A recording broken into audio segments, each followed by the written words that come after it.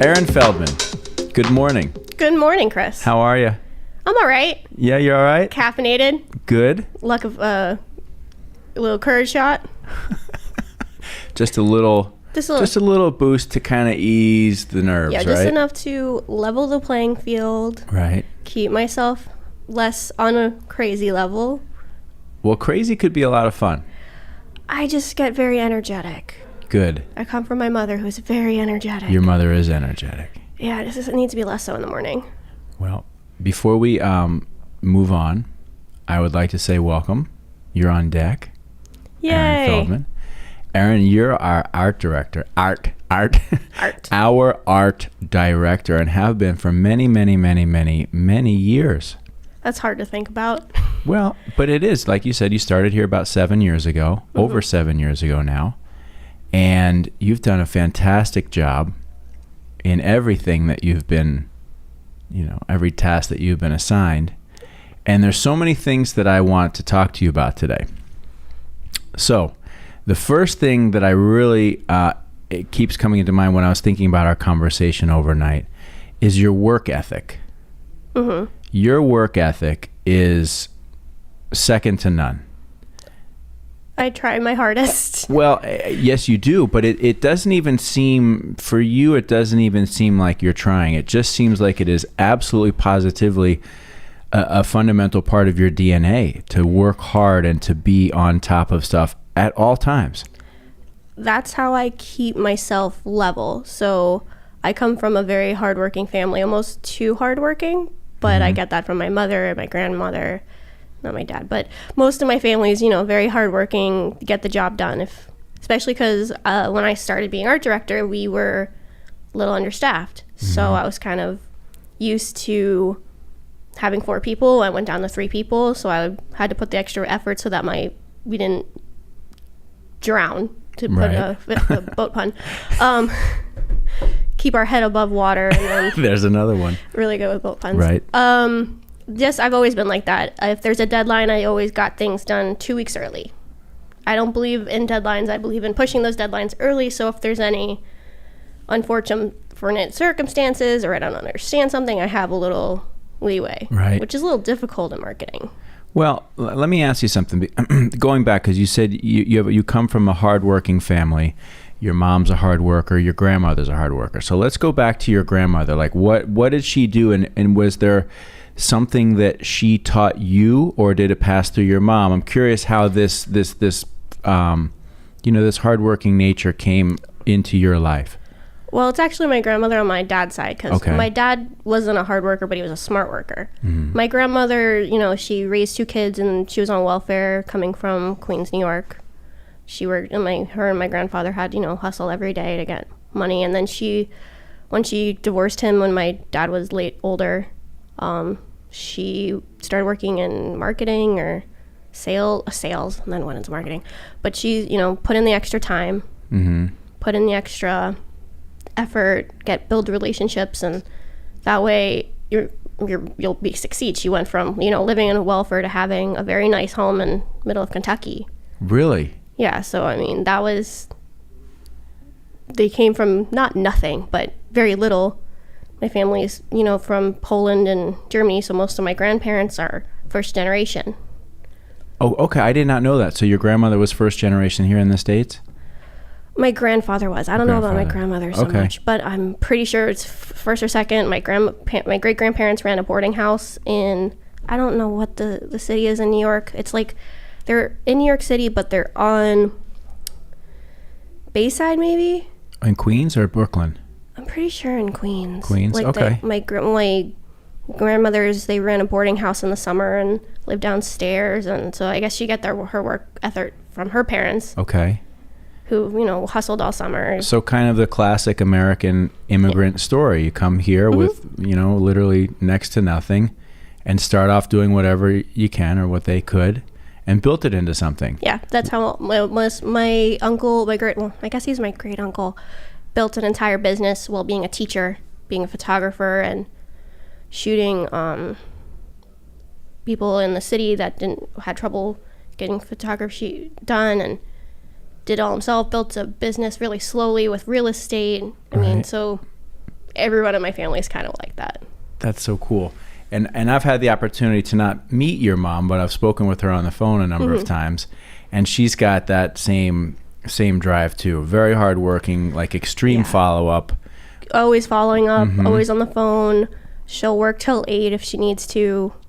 She works very hard. I wish she would work a little less hard. Right. But works very hard. I grew up with both my parents always on the phone, making sure that their job got done. And so that was the environment that you grew up in, was just your parents. Your parents were working hard all the time, and it just kind of soaked in. Plus, it was, if you don't get straight A's, what are you doing? So I always, I occasionally got a B, but I had to get straight A's to be that overachiever, meet expectations. Okay, so that's interesting. That leads me to a couple questions. Number one, did you feel, was there an overwhelming sense of pressure to achieve at that level? Was it hard? A lot of it was, I hate to say, a lot of it did come easy to me in most subjects. There was certain pressures I always felt from, especially my mom, to get straight A's because a lot of these things were easy to her, so she assumed it was easy for me. I struggled, obviously, a bit with English because writing has never been my strong point. I'm much better at math and art, and my handwriting is atrocious. Join the club. Atrocious. Yeah. But, so a lot of the time it came easy. So by the time it became hard, I refused to get that B. And a good example, my government class in high school, I would read every chapter 3 times. One to just read it, one to take notes, one to do homework. Wow. Just to get through the class and I got an A in that class. I got the credit for it in college too, but because I refuse to fail. I don't like failure. Interesting. I mean, anybody that knows anything about me knows that I was not a very hardworking student. Hard work for me came in other areas later in life, and I love hard work. Like, I really enjoy working, as I know you do. But school for me was not the area that I was able to really ignite any passion. But for you, it was almost just this will to not fail at a very young age in your life, right? I loved school. If I didn't have to work, I would be a perpetual student. Really? Study art history, go and paint around the world. I mean, I'd be an art student, but I like school. I enjoy learning. I like questioning. I love the back and forth with teachers. On an art side, I like the critique and the get better. That's so cool. Which it's hard to get at a work level besides, I hate this. Like, that's the critique you get from a client or someone else. It's not critical. It's, I hate this.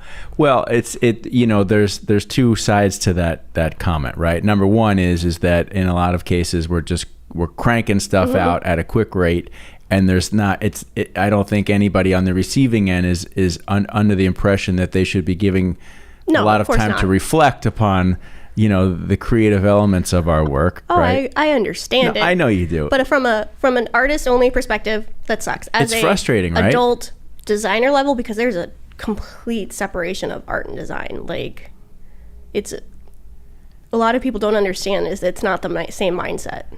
Okay, so let's talk about that then, because I'm gonna try and tie it back to something that you said earlier, if I can. But go ahead. What's the difference between art and design? Art is self-expression. It's expression of yourself. Design is expression for other people. My job isn't to communicate what I feel. My job is to communicate what the client feels to a customer. No matter if it's just a little logo, I have to market that to a certain people. And then the difference in a lot of artists and art designers don't have to be artists, but it does help. Artists don't need to be designers because their job is it's mostly self-expression. So there's also a lot more jobs in design, not as much in art. And then, so a lot of artists feel a level above designers, which, at least at a school level, not so much as an adult, but at a school level, it was always like, well, those are for a client, that's not real art. Well, but, and you and I could look at that and say, well, that's not very realistic, because it's difficult to make a life for yourself or a family as a true artist, right? It's a real stretch to go in that direction. It's a real leap of faith to base your entire life on some form of self-expression. Plus, if you look at all the most famous paintings that you're going to look at, they're commissioned works. So none of them are self-expression either. So commercial art is what moves and usually lasts. So right. Michelangelo's, not Madonna. David is paid for by the church, or portraits were paid for by the patron. Very rarely is art that stands a long time, not for someone else or paid for by someone else. Interesting. I've never thought of it that way. So what you're saying is that there's maybe a touch of hypocrisy to the pure artist's statement that I, artist of any style, am solely expressing myself through my art for no other reason other than just to do it. And either you appreciate it or you don't. And you're saying, well, that's really not the case, because ultimately even those types of artists realize they got to make a paycheck and somebody's going to pay them to do it. Yeah, that, or you're trying to put it in a gallery for sale. Eventually, everything is for sale. Doesn't matter what it is, everything is for sale. Everything that's made and sold is also designed. Right. Book covers on the table, Starbucks coffee, all designed. At what point in your life did you start to develop an artistic style or curiosity? Probably elementary school. Yeah. I've been drawing since I was a kid. I was really into like Sailor Moon and anime growing up. Still am. But drawing is also a way that I made friends. Really? Because I moved quite a bit in like elementary school and middle school. So you can start drawing and people come up, what are you drawing? Can you draw me? So it's like a gateway without actually having to talk to people. Interesting.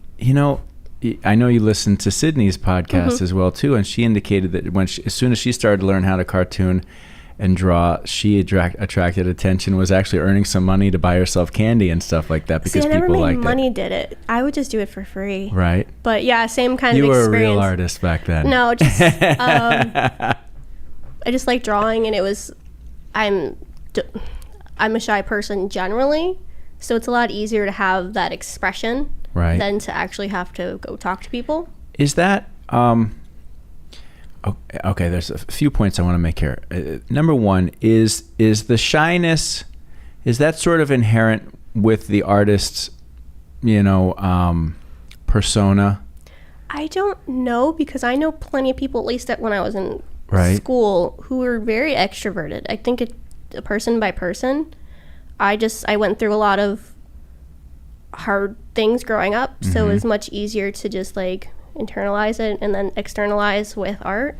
I can relate to that as well too. I had some challenges growing up as well too that I look back now that definitely helped lead me to be a little bit more introverted at that time of my life. I too had a fondness for drawing and doodling, and so I took art class all through high school, and I enjoyed that. And it wasn't really until I really started to take hold more with music that I realized that was something that I liked more. I mean, you won't find me doodling anymore, really, because that wasn't something that stuck with me, but it was there as a child as well. And I would sit in my room for hours just, doodling and drawing little cartoons and stuff. And that's kind of where it got in for me. That's where it got for you. And I think I would have to say in 4 or 5 of these conversations that I've had thus far with our other team, that's a common thread, is the drawing first.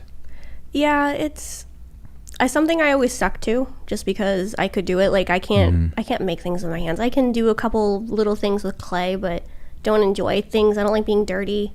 Didn't like being sweaty till I got into like weightlifting and stuff like that, but generally don't like outside. So like art I can do anywhere, and it's very not messy unless you're specifically doing painting or something, and if you're good at it you can probably be pretty neat. But yeah, it's trauma turned into externalizing in art. So at that age, when you start realizing that you have a skill or talent and ability in this, at what point do you say, this is something that I want to do for my life? So in middle school, I applied and got into a magnet school for, funny enough, design, but I didn't think I was going to go into design. I wanted to go into more illustration. I didn't stay in that school because we moved back to Florida, but I took a class in AutoCAD. So I was actually looking into thinking about being an architect. It was architecture, Yeah, right? I was thinking about being an architect for a couple years.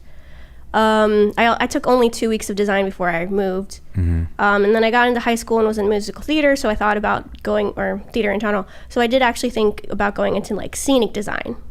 And I built sets and I did a lot of that in high school. Then I'm like, I'm not going to have a job. There's very little money in theater. Right. Excuse me, hold on. Gesundheit. Excuse me, I'm sorry. I think that might be my first sneeze on the podcast. Thank you. So everything everything I did was built into something with art. Then I found out with architecture, you're just going to do boring stuff. And I'm like, oh, I don't want to do that. Now, why do you say that? Starting level, you're going to do like office buildings and details inside of that. And I'm not meticulous. I'm not detail oriented. So architecture probably wasn't the right fit for me. I mean, yes, you use a program, but perfect lining up is something I'm not. I eyeball or use the alignment tool a lot in like my programs.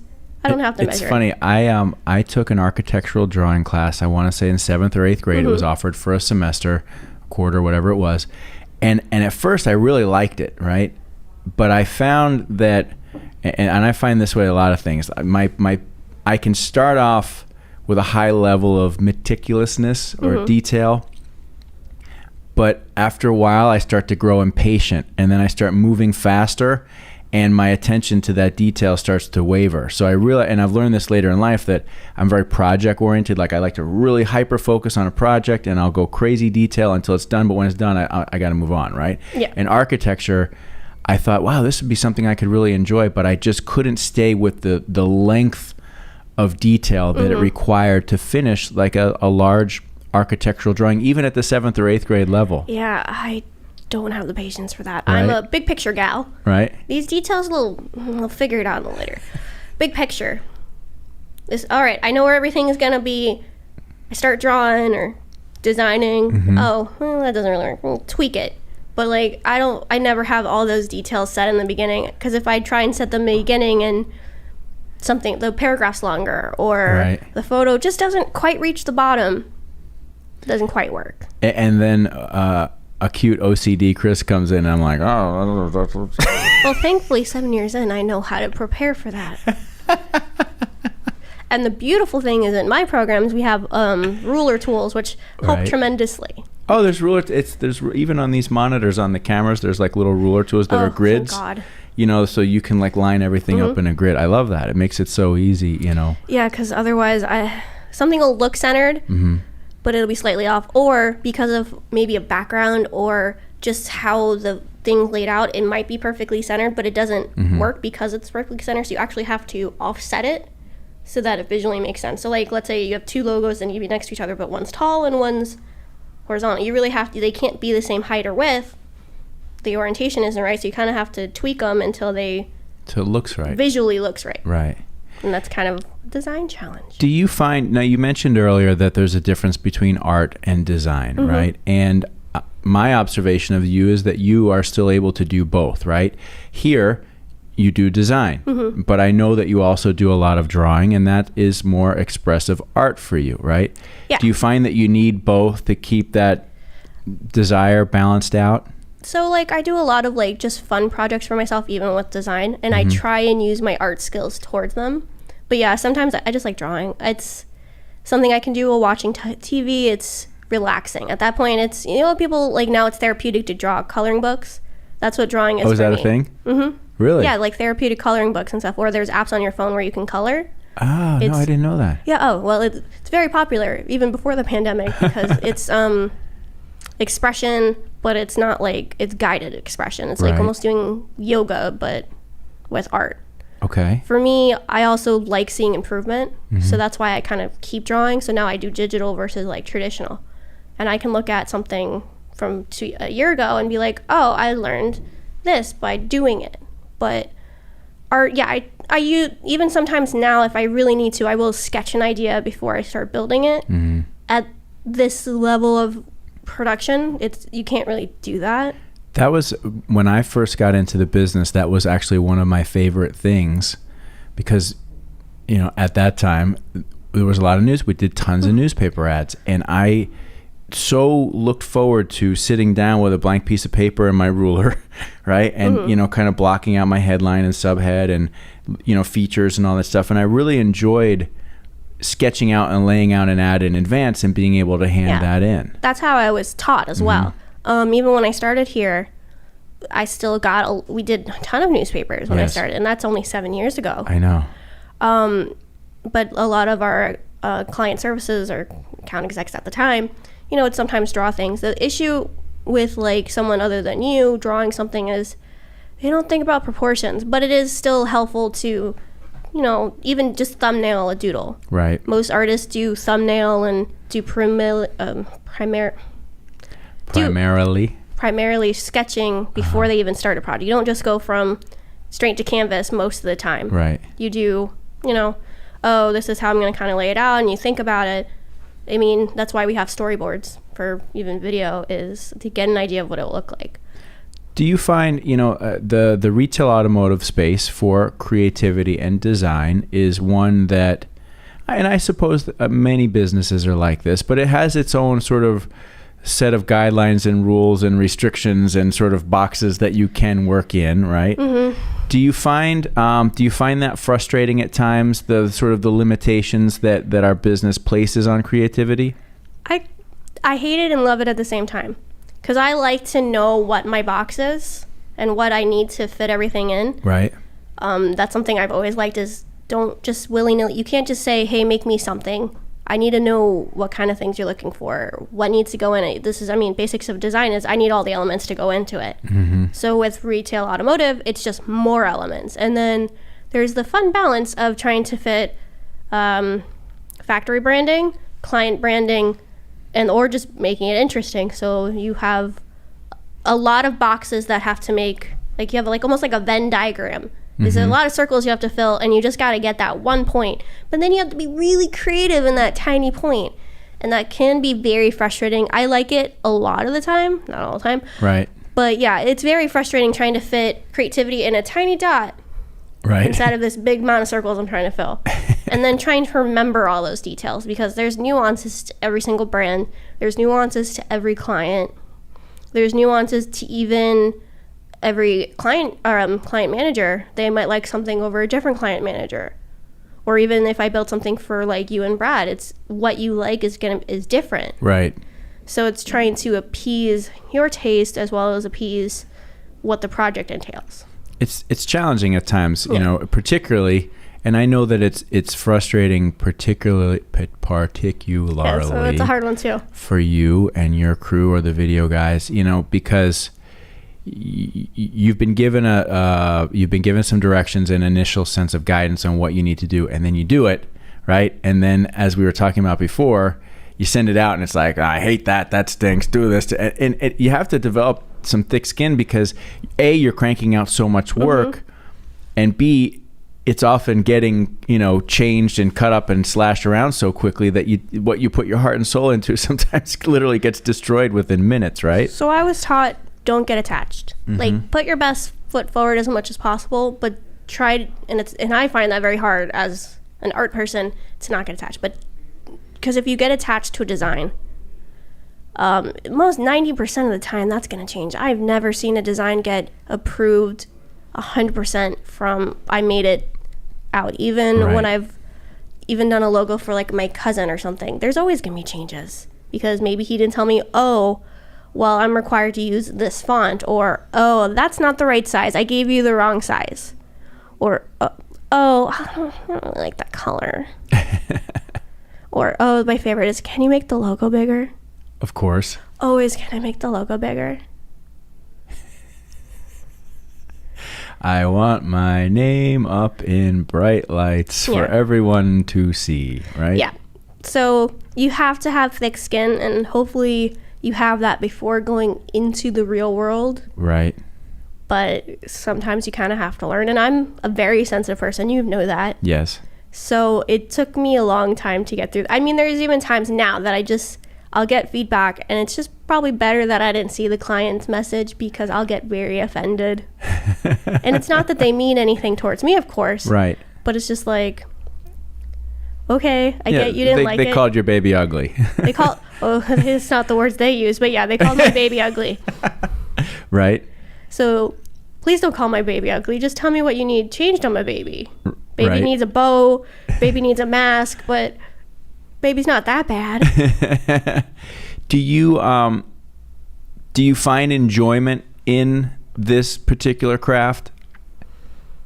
Most days. Right. There are days, especially since, last year in March, that you get a lot of creative burnout. Right. And it's sometimes you're creative. You can just that's not how it works. I don't always understand, or if my head's not in the right place, if it's, it's been a long week and it's like 4:30 on a Friday, there's no creative juices. They're gone. Right. You ever heard the spoon theory? No, where you can only you have a certain amount of spoons at the beginning of the day, and you have to doll out for so much. Usually they use it for mental health, but I'll use it for creativity as well. Okay. Well, I have 100 spoons. I used 50 spoons to get through this one piece. I only can spare one spoon for the rest of these ads I'm working on. Right. So, I mean, that happens a lot. Hopefully not as much. Or I know old tricks. Okay. I know what this will work. I can really just tweak it, and it doesn't have to be 100%. You actually find people that are like, I want a whole new look. That's BS. That they want something new, but it doesn't you don't have to reinvent the wheel. Right. Just something that looks different to them at the period of time that they're looking at it. And that's a lot of design. Right. It's funny you use the spoon analogy. It made me think of something that Brad taught me when we were out riding bikes at times, and he's, done a lot more riding over the years than me. And, there's this thing, like, in most cases, like, if you're going up a hill, like, don't stand up and, like, just crank it out. Like, stay in your saddle and just pedal up. Because when you get out of your saddle, it's called burning a match. Like, okay. And so he says, you don't want to burn all your matches because you run out of energy. So it's the same thing as the spoon theory, where, you can't utilize all of your resources. You have to be very careful about how you, as you said, dole them out through the day. Yeah, you only have so many spoons. Let's talk about your love of anime. Oh, Donna's daughter just got into it too. Did she really? I had to teach Donna. Where did tell me about this? Where did this come from? When we discovered it, and why do you love it so much? So Cartoon Network, right, used to play them at like 3 or 4 o'clock after school, and they used to play my favorite show growing up was this one called Sailor Moon, which is the pinnacle of 90s girl power, pretty girls wearing set colors, because every girl loves a set colors, like Power Rangers. You know how there's all different colors? Right. So these are like Power Rangers, I guess Power Rangers can be good for girls. Power Rangers for 6-year-old Erin. Right, okay. So I get magic, there's cats, there's pretty dresses, and it's not like American shows at the time, which are really, if you really look at American cartoons at the mid-early 90s, they're all like Ren and Stimpy and like gross and like these, they're really cool as an adult, and I like watching them now. Right. As a kid, that's not what I was into. I wanted pretty things. Right. I was the pinnacle of like Disney princesses as a kid, because I also loved Disney princesses growing up. So, and it was new. This wasn't something you saw a lot. There's only like 2 or 3 shows on at the time. Now it's like I can watch anime really easy. But is anime, like, when I hear the word anime, I immediately think of Japan. Yeah. Right. So is all anime essentially from Japan? Is it that sort of, there's that look? That's the hot debate amongst the anime fans. Technically, you could say yes, but there are American shows that are styled the same way, and the storyline is a similar way. Mm-hmm. Technically, anime started as a reaction to Disney. So like World War I or II, and a lot of Disney was coming to Japan, they were making animated shorts that were propaganda against America, using Mickey as like the enemy. Oh, really? Yeah, and it's real. I could find you the clips, because I watched a lot of conventions. I watch a lot of, or go to panels for these things. they're really interesting. Like, you just see Mickey, like, especially like Steamboat Mickey style, like shooting them down on like the island. Really? And they'll use like Japanese like mythical heroes as like fighting against Mickey or against man, like. And then so all these anime directors, grew up watching Disney with Snow White and Cinderella, and they got inspired and they started making their own animation. So you got things like Astro Boy and all of the transformy things, because I really like robots. They still really like robots. Like, that's how you have Transformers, Voltron, all the shows. Those are anime. Right. Now, the first show that I can remember being, seeing as a child, which I think was a version of anime, was a show called Speed Racer. Is that anime? Yep. Yeah, it was like just like a little boy driving in some car. I don't even know if there was any dialogue, really. Was there? I don't know. Because a lot of anime in my mind, it's sort of like there's not even really dialogue. It's like thought clouds and stuff like that. They do both. An anime in the 80s, 70s, 60s didn't have as much of a set style like it now does, with the big eyes and the flat drawings and the curved hair, which come out of things like Sailor Moon and Revolutionary Girl Utena and Dragon Ball. You've probably seen Dragon Ball or Dragon Ball Z at some point. I don't even know. But like, anime was the Japanese style, and a lot of it they add their own mythos of like the samurai like fighters, and like their mythology is added a lot into it. Even shows based on like Christian models, because there are like things with nuns and stuff. But then they'll add their own flair with their own history, adding in characters maybe that the younger generation doesn't know, but they grew up hearing about. Is there a connection between? I'm gonna draw together three seemingly disparate things that I think have some relative connection. All right, so you've got anime, right? And then I immediately think of Hello Kitty, and then I think of like this whole Japanese like Harajuku style, that has an extreme cartoony nature to it, right? I don't know if these things are linked together or if they're just three separate things, but in my mind they all sort of flow from a similar creativity. We're all Japanese, so they're all connected. Yes, okay, I got that right. So anime picks up elements of, obviously, Hello Kitty. I think Hello Kitty can be counted as anime. Sometimes depends on the show, but it's more of a kid-oriented stuff. But adults love Hello Kitty. I love Hello Kitty. And then Harajuku, the style, because there's that whole fashion. They have Lolita and all their other fashion stuff, is more of, I think, a rebellion against traditionalism in Japan. Okay. Because the youth culture, is trying to break some of the things. Like, women don't have all the same rights, and the pay gap is really bad in Japan. When you work in an office, you have to be very business oriented. I couldn't dress like this at a Japanese business. I couldn't dress like this. You wear suits, grays, blues, browns. Yep. So I think it's more of a rebellion, so more similar to like the punk from like the 80s. Okay. And now, take everything I say with a grain of salt, because I don't know as much about the fashion side. Because even in Japan, anime isn't anime is popular. A lot of people watch it, but it's still super nerdy. You don't talk about liking anime if you're a person in Japan. Like, that's otakus. Those are the nerds. Those are you don't talk about it. It's very popular, but you don't talk about it. Okay. Again, I could be wrong, but that's from my experience. It's an outsider thing. It's an outsider thing. Now, in the popular or in US, it's different. Now, not everybody likes anime, but it's like superheroes now. Everybody probably watches it. Watches some anime or watches some superhero movies or watches Game of Thrones. It's not on the edge like it was in the 80s, 90s, or led you to believe jocks watch the same things I watch. Right. It's so funny that the word jocks still gets used. It's a term that everybody understands.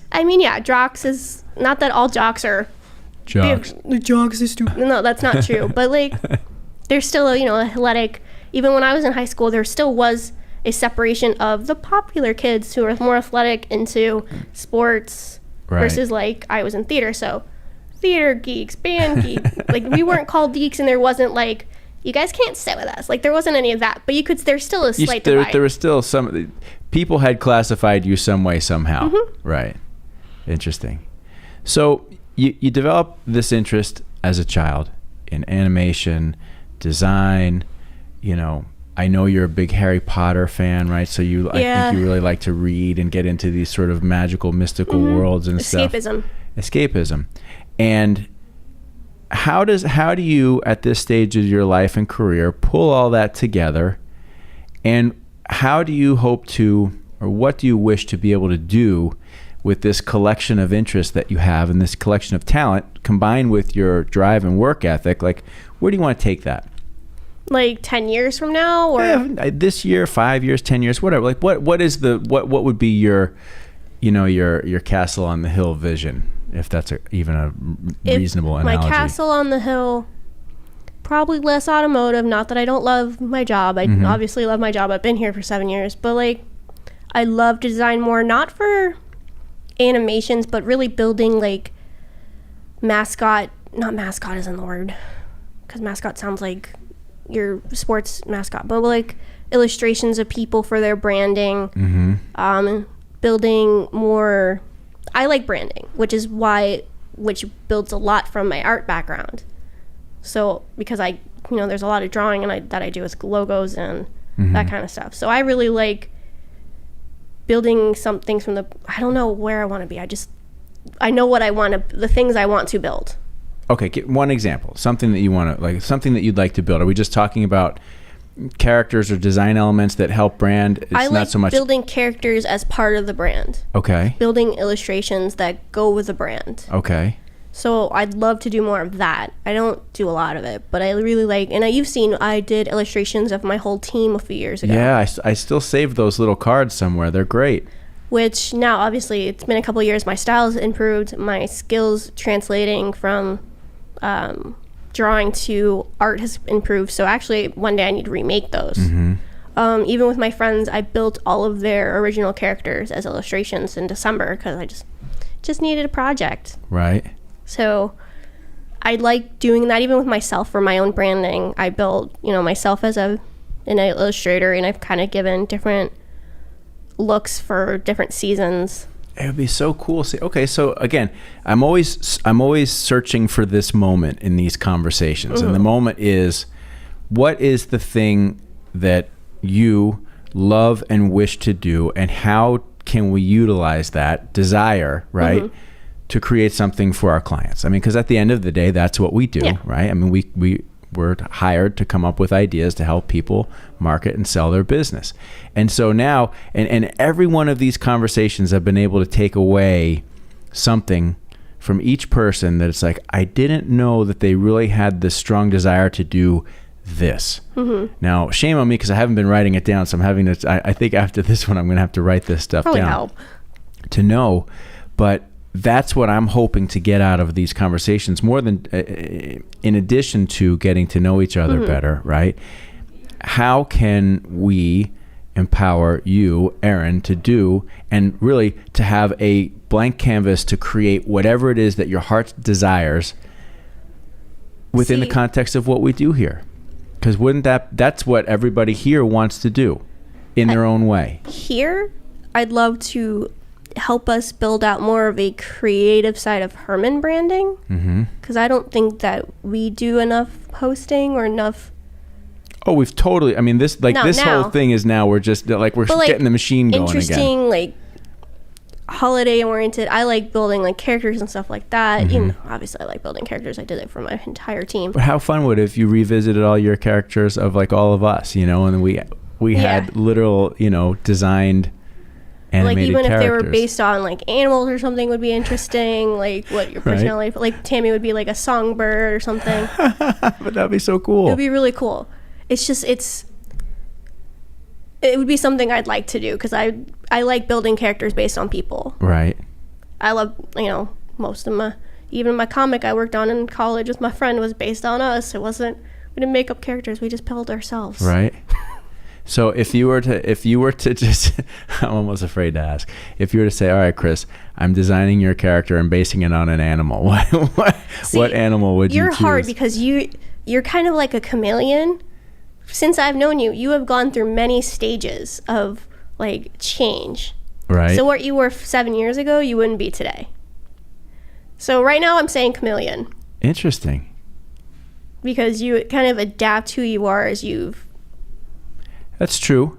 Yeah, my persona does shift depending on what particular phases I'm going through in life. There's no doubt about that. So right now you're a chameleon. Chameleon. Okay. All right. I'll take that. There are worse animals. Right now, I'm either an octopus or a cat.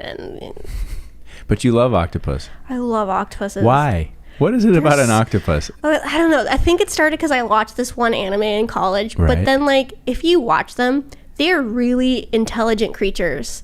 And then there's so many nuances to, like, each of the species. And they're so, like, cool. Like, all the different spots. I also like jellyfishes, too. Right. Because, even though they don't have any brains, but they're so pretty. If you're going for a pure aesthetic... Oh, they're beautiful. They're beautiful. Oh, sorry. Like marine biology, even just fish. I don't like fish, but I like how they look. Right. Aesthetically, marine life is much more interesting than above ground. But I also like spiders for aesthetic, but don't want to look at them. Right. But, you know, look at a fish. Look at all the different colors. They're always neon colors. They're even underground ones, or even like sub like deep water ones. Right. When you pull them out, they're crazy colors. Yeah, they're beautiful. Or even if they're not, they have these giant eyeballs just like hanging down. I mean, how cool is that? You don't get that in like the middle of the rainforest. You got like a sloth with 2 hooks hanging somewhere. That fish is much more interesting. I gotta laugh. Oh, no, it's hysterical. Now we have reached the point in the conversation where we veered into something very uniquely you, which is really beautiful to experience with you, right? Because, I mean, you are absolutely 1,000% passionate about how you're explaining this stuff. It moves you that much. I have a lot of passion about explaining why octopuses are better than other animals. All right, okay, let's. But I won't continue on that. Let's hang on a second. Let me check my confidence monitor. All right, let's see. All right, no, we're good. Let me ask you one thing, and then we'll wrap up on this note that we're going to say. I'm a chameleon, and you're an octopus. Okay, so why? One more reason why the octopus is such a fascinating and supreme species. So, I also like the weird ultra feminism of them. Besides, the women in most underwater species, again, take everything I say with a grain of salt, are larger. Mm-hmm. And the male just throws his genitals at the female octopus and runs away. And I just think that's funny. But like, there's also, I like the aesthetic of the tentacles. I grew up watching a lot of Disney princesses, so Ursula was one of my favorite villains, and she's a big old octopus. And I think it was really just that anime. I still don't know why octopus is so much more than other ones. I just kind of became obsessed with them. You have an octopus tattoo, don't you? Yeah, I have. Well, it's not just an octopus. It's kind of like if Ursula was younger, because she kind of looks like Ariel. Right. And Ursula's actually in the musical her aunt. So it's based off this Chris Sanders, who is the designer for Lilo and Stitch and How to Train Your Dragon. He used to do a bunch of mermaid illustrations. So it's based on one of his mermaid illustrations, but instead of a tail, she has tentacle legs. So that's on my thigh here, and then I have a jellyfish on the shoulder with like a little girl, like they're floating up into the sky like a fantasy illustration. Because most of my tattoos are kind of fantasy. Why? I like the art. It's not so much like, well, I like fantasy. I read Harry Potter, I watch Game of Thrones. I like anime, and they're all like magical girls, princesses from outer space. Right. So fantasy is kind of built into who I am. Okay, but I'm again, why? What is there like a need for sort of this like escapism in your mind or something like that? Part escapism, part of empowering, because since I'm, especially a very sensitive person, it's very empowering to be like, oh, I can be powerful too, even if it's through magical means. I mean, that's part of Harry Potter. You have this little kid who is powerless in a loveless home. And then he's getting told he's the chosen one. And he has all this power, all this money, all of this thing. And just everybody has that ability at some point to become powerful. You are not unpowerful. You're not limited by where you are. Or what you've been through. I can see in your eyes right now how much that means to you. Yeah. obviously I have it better than other people in a lot of different circumstances, but I know what it feels like to be powerless, and it's very uncomfortable. So being able to leave that and get out of that, whether it's through magical means or through I have the strength to get through it means, it's nice to know that you are not limited, and you, even if you feel powerless, you are not. Does that make sense? 100%. I want to wrap up there by saying, because it's you just touched my heart in how you just said that, and I understand what you're saying, and I see it in you, and I have a tremendous amount of respect for you and the power that you have, and that you continue to work to develop. It's inspiring. Thank you. And you just sharing that in just this moment was very touching. So I appreciate it very much. Thank you. No, you're welcome. Great job. Coffee toast.